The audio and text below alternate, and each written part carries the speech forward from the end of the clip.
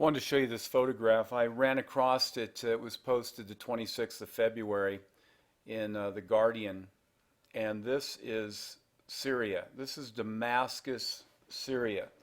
This is part of biblical prophecy, folks. And when I seen this, I just fell to my knees and wept.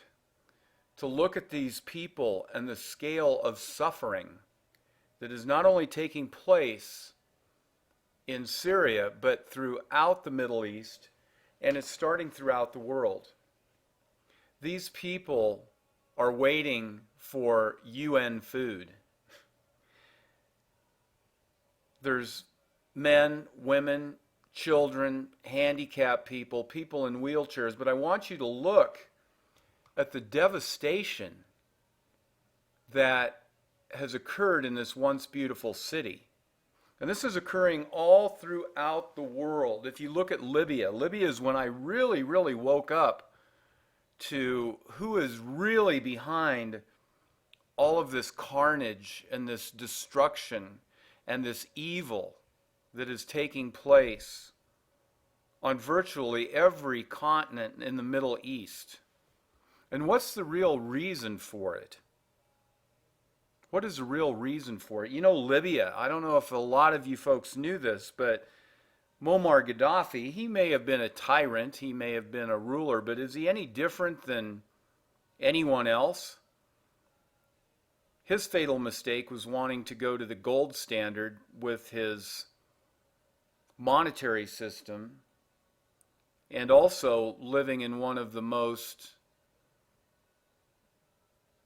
gifted places in the world as far as natural resources. Did you know in Libya that they adored Muammar Gaddafi? And I know that he ruled with a heavy hand, and who isn't though?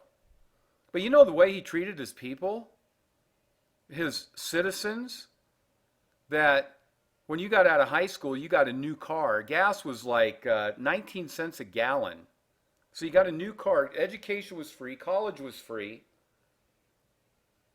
The country was rich, and if you get married, of course you'd marry somebody of the opposite sex, which is, male, female, and you get a $50,000 down payment to buy a home, a new home. If you go back and you look at photographs like Sirte by the Sea, it looked like a modern Cancun. The streets were immaculate. People weren't starving. Everybody had jobs. And now, many parts of Libya look like this. This is happening all over the Middle East, folks. We are in the final days.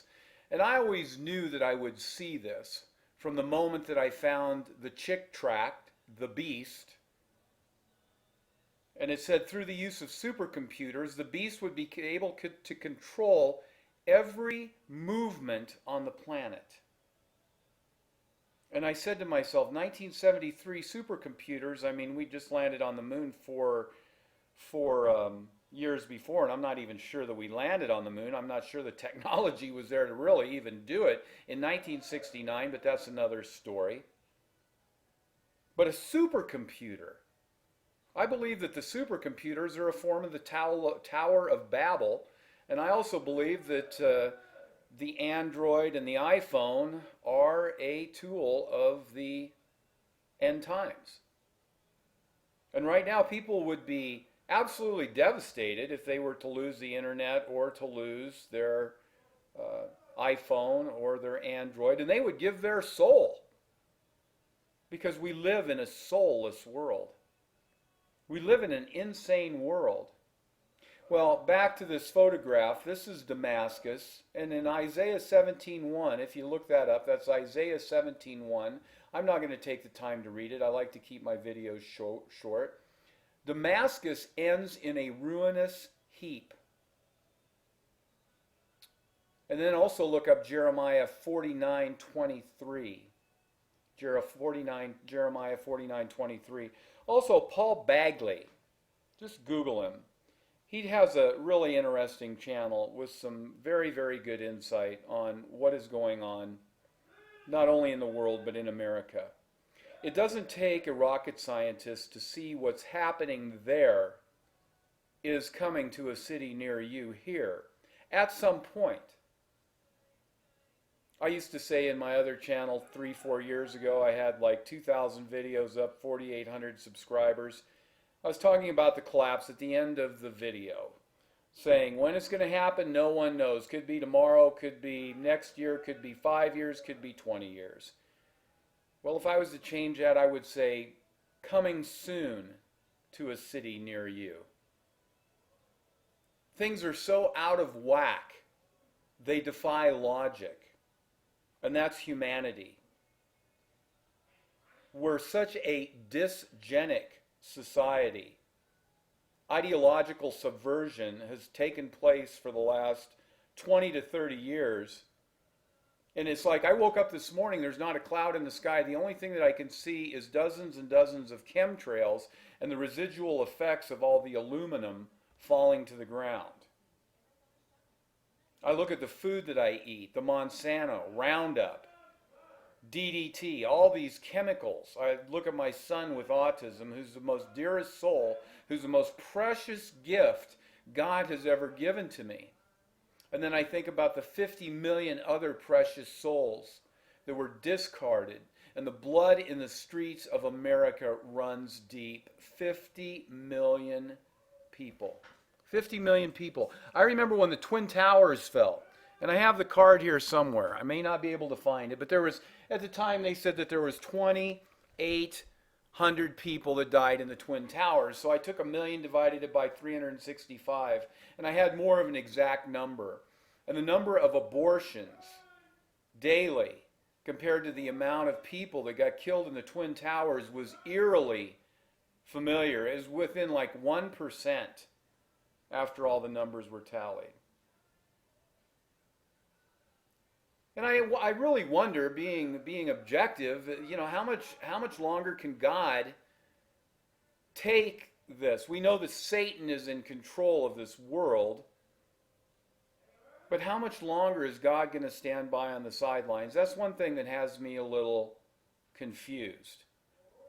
I don't know if you caught the Saturday Night Live parody on the Bible and Adam and Eve, done by this Girls founder, Dunham, where they're naked and they're mocking God directly to his face. I'm not real proud of even being a part of this world. I feel like I'm just a stranger walking through. And it's this really kind of quasi-nightmare. On one hand, I meet the nicest people every day. Hold the doors open for you. Yes, sir. Yes, ma'am. Thank you, sir. Thank you, ma'am. And then on the other hand, we have this. Well, I think it's because we were founded on one time a Christian nation, and I'm not even sure about that. The Freemasonry runs deep. And a lot of people that say they're Christians aren't Christians. You can, tell a person who they are by the way they act. Mocking the Bible, mocking God. That's a sure sign. And some of our leaders have done that, and they continue to do that on a daily basis. When the mainstream media pumps out erroneous information to pacify our minds, it's crazy. It is absolutely crazy. And we spend $5,000 a year for 3 cell phones, cable TV, and an internet connection. Anywhere between $3,500 and $5,000 a year. And you go to the grocery store and the prices on everything are going up quicker than they're shrinking the packages. I mean, just when you go to the grocery store, engage the clerk and talk about high prices. They are shocked too. You go to Walmart, 80% of the people that shop there are on food stamps, and 80% of the people that work there are on welfare.